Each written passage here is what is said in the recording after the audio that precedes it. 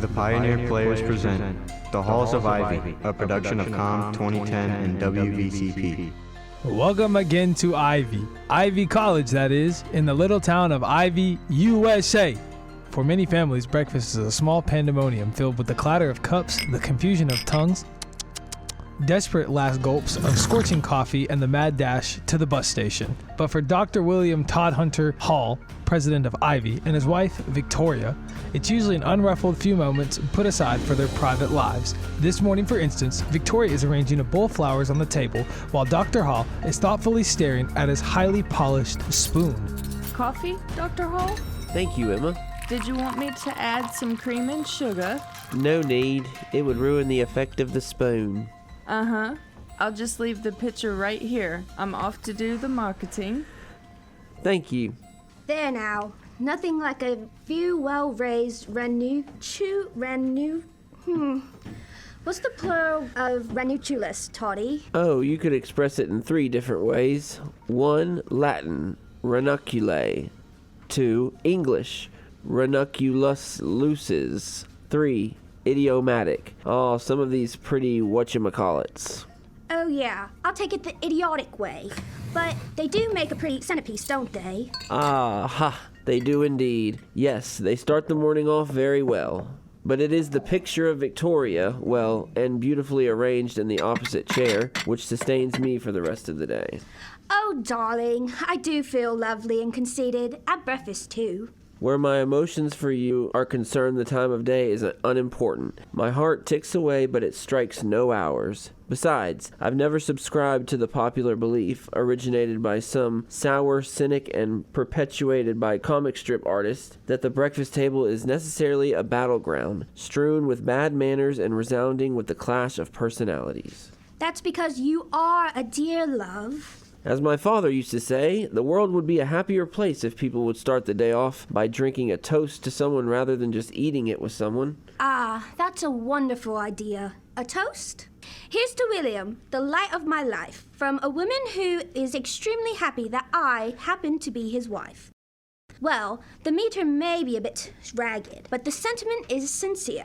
Well, the meter doesn't matter as long as I did. Did what? Meet her. I'm glad you did too. And not to interrupt a nice sentimental conversation, but may I ask why you keep staring into that teaspoon?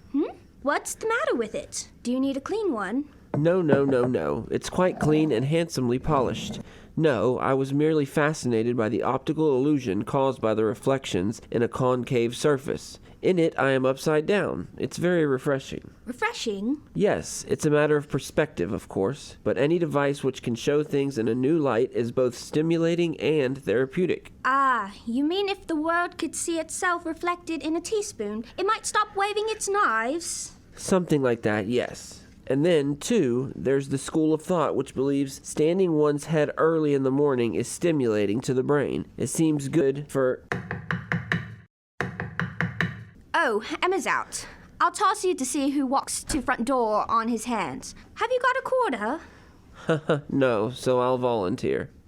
If it's a salesman working his way through college, tell him so are we.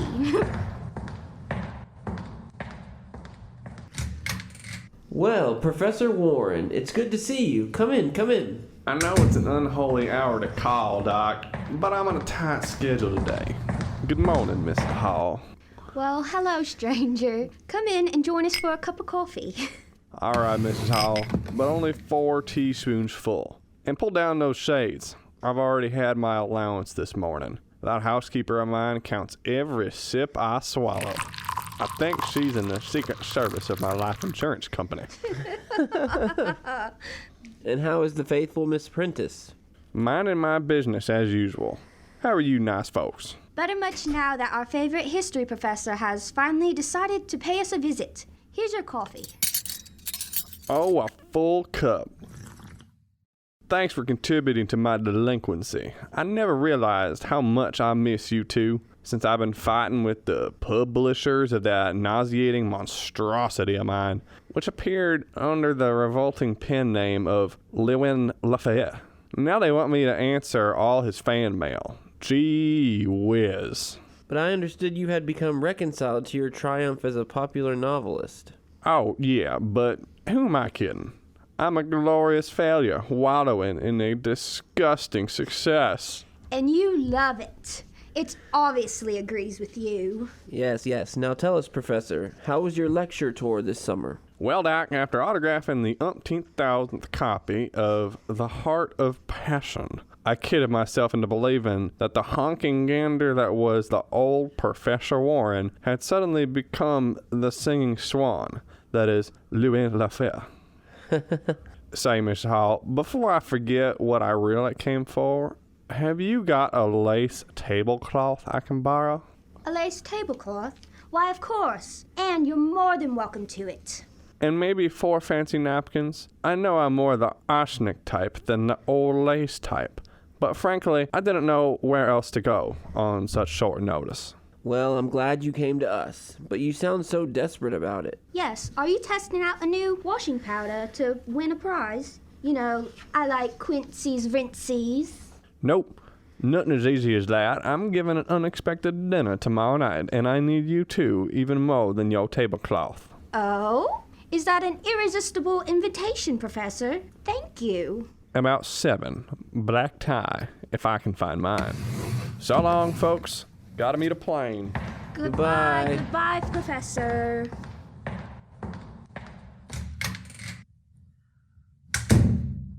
How about that new pinstriped suit and the flower in his buttonhole? Yes. And the haircut. You don't think he's beginning to believe in his own publicity, do you? Something's happened. I'm familiar with his contempt for convention, but this anxiety of his about a lace tablecloth is a new and baffling facet of his character. And he was so anxious about it, he forgot to take it with him. I have finally met an absent-minded professor. This dinner, it seems to be an affair of state. Vicky, I wonder if it could be his publisher who is coming. Well, absent-minded professor regains memory. You get the door, Toddy. I'll get the tablecloth.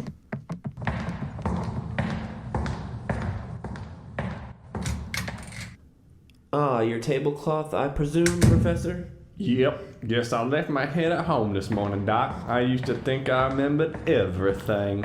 Now I just realized I just ignored everything I forgot. Yes. Man doesn't realize how much he is indebted to his subconscious. He can do something without knowing why and then find several splendid reasons for having done it. It may account for many of history's heroes. Here you are, Professor, and the napkins. Thanks, Mrs. Hall. It's gonna be a party, mind you.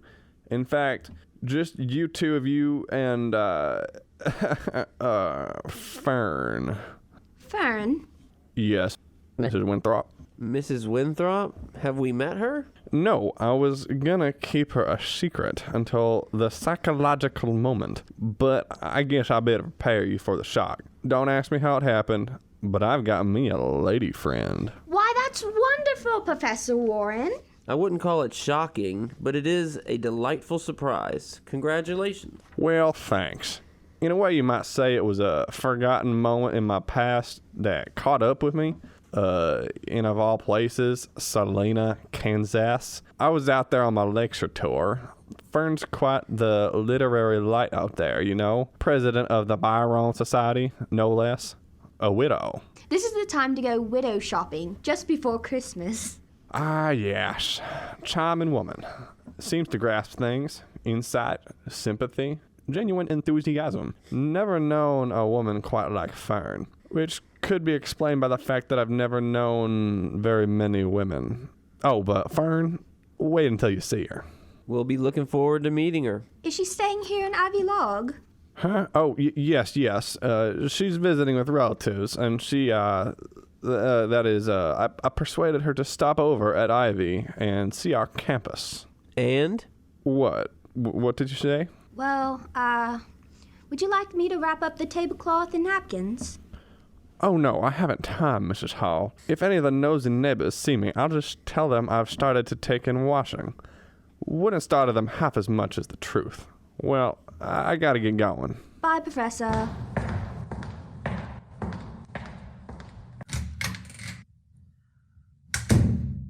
Well, Mrs. Winthrop explains everything. Yes, this would the place to say, well, what do you know? If either one of us ever said, well, what do you know?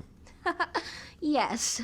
Which neither one of us would be caught dead saying, which is the first time I've ever said, caught dead. Don't worry. Your secret's safe with me. I suppose I'm slightly staggered by the news that the last of the incorrigible bachelors has thrown in the sponge. Yes, it looks like the last of the tobacco-chewing professors is going to have to switch to bubblegum.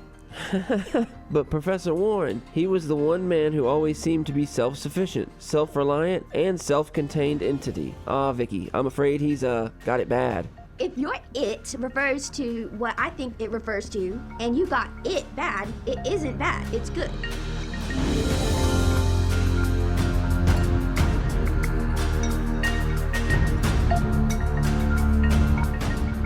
WVCP is bringing you this rebroadcast presentation of The Halls of Ivy, starring our pioneer play.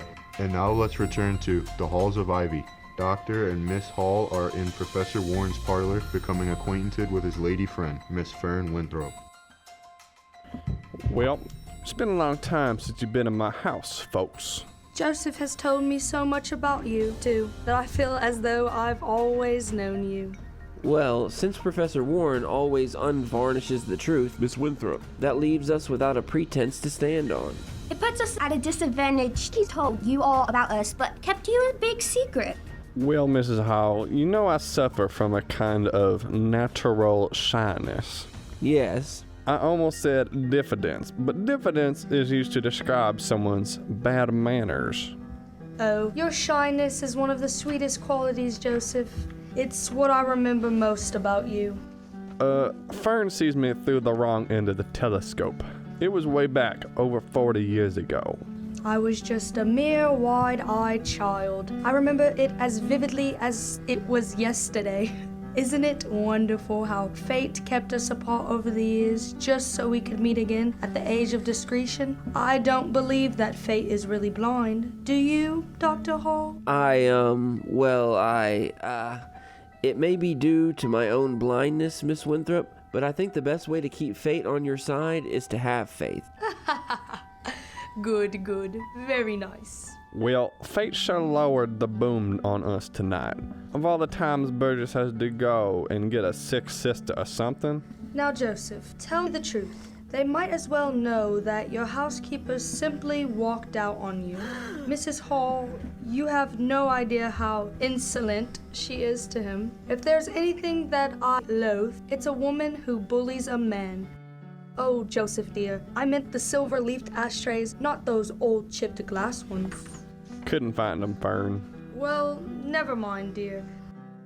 I always say that if a man can't be the master in his own house, well, then I think... Oh, there I go. I haven't let anyone else get a word in edgewise. When I get started on the subject of Joseph Warren, I never know when to stop. Oh, you needn't stop, Miss Winthrop. He's one of our favorite subjects, too, with the added advantage that you can discuss him in mixed company. Doc, if I'm gonna be in a fishbowl, everybody has got to dive in it with me. Yes, fishbowl. That's it. I knew something was missing in this room. What happened to it, Professor?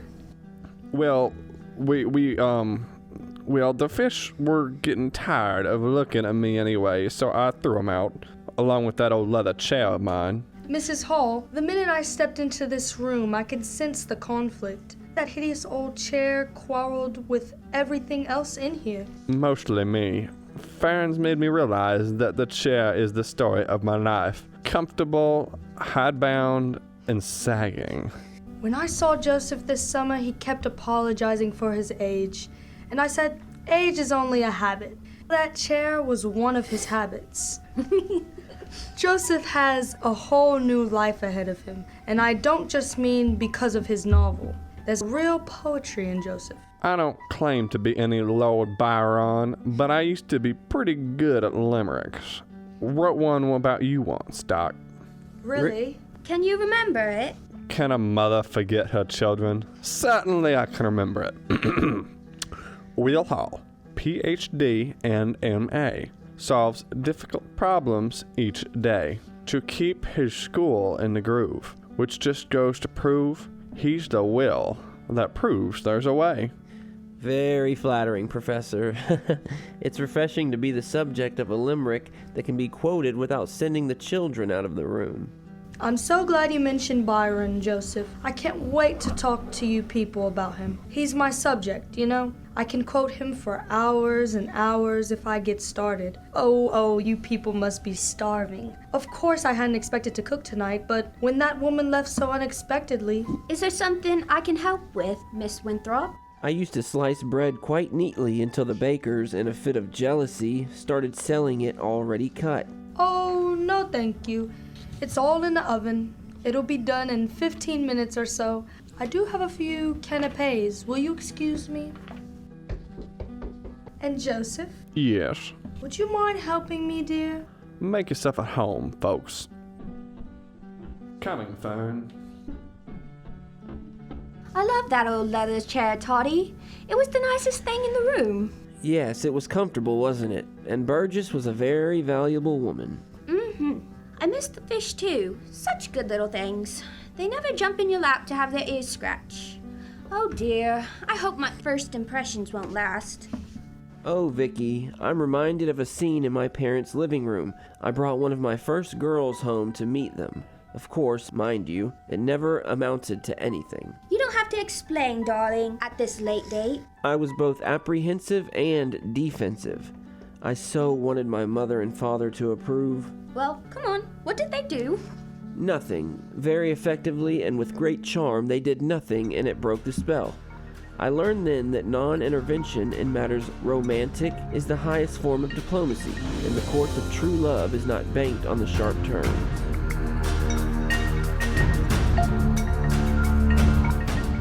And it seems to me, Mrs. Winthrop, that what was most remarkable was that despite his impatience and slovenly technique, Byron's temperament and vigor gave his verse a timbre all its own. Take the momentum of his inepts, for instance. I enter thy garden of roses, or better still, the Assyrian came down like the wolf on the fold. And his cohorts were gleaming in purple and gold, and the sheen of their spears were like stars in the sea. Well, bravo, Mrs. Hall. Better than lovely delivery. You should have gone on the stage.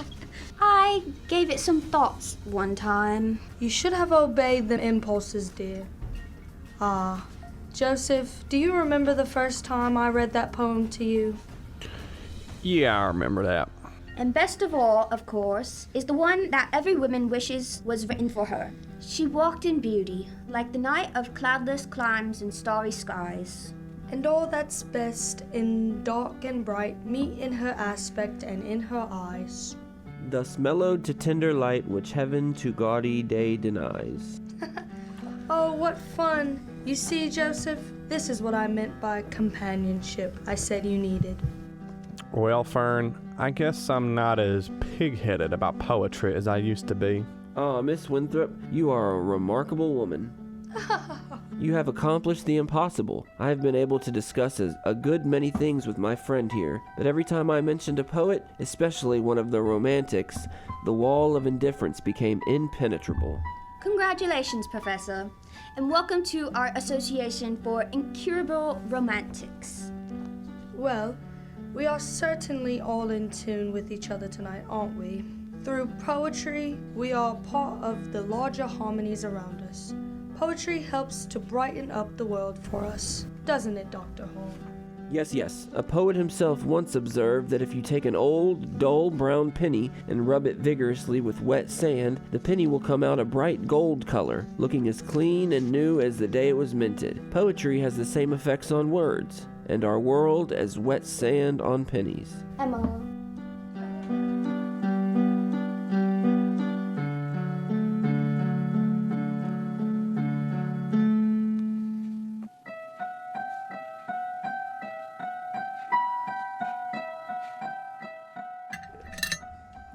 Yes, sir. I'll just check on those biscuits. Oh, who on earth is that so early on a Sunday morning? Oh, it must be the paper boy, and I have the change right here. I'll get it, Emma. Yes, sir. I'll just check on those biscuits.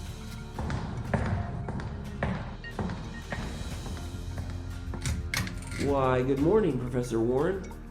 Wet sand. Old, dull, brown pennies. Come in, come in. I don't want to be brightened up. Oh, good morning, Mrs. Hall. Well, sit down, Professor. You look tired. I ought to be. Spent most of the night swimming at the Hellespont. Thought I was Lord Byron, but I ain't Lord Byron, so I turned back. Then I got stuck in miles and miles of wet sand.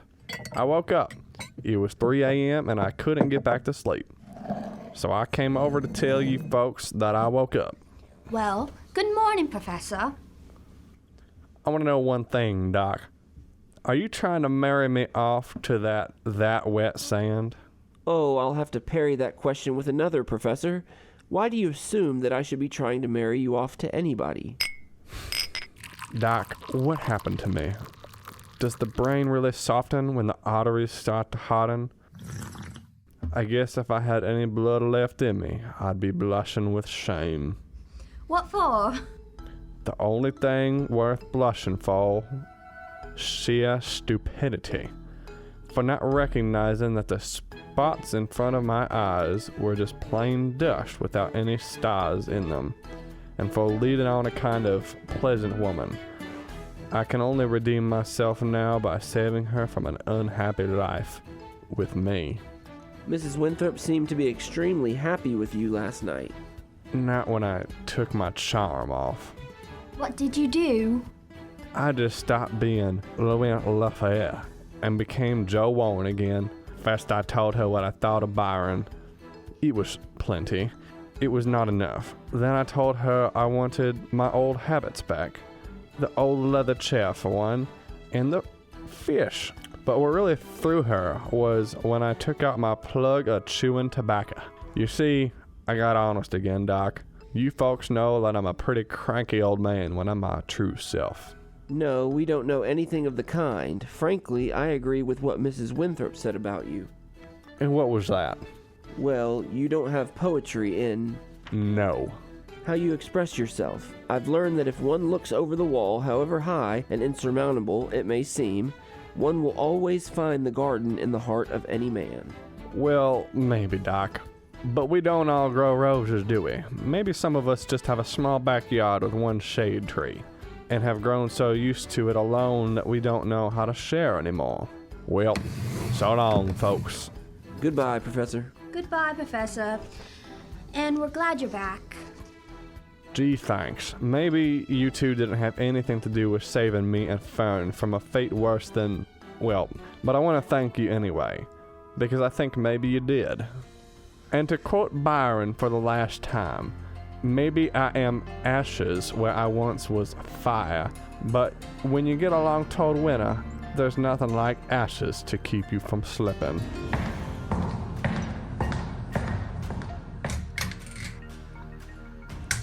Oh, Toddy, your policy of non-intervention seems to have been a diplomatic triumph. Yes, I've always believed that the unknown sculptor of the Venus de Milo deliberately left it incomplete. Why? To show the world that the goddess of love recommends a hands-off policy. It might also show why Cupid never wears any clothes. Love should have nothing up its sleeve. See you next time when we pay another visit to Ivy Hall. Ivy Hall is a production of COMM 2010 and the Pioneer Players on WVCP. Thanks for joining us.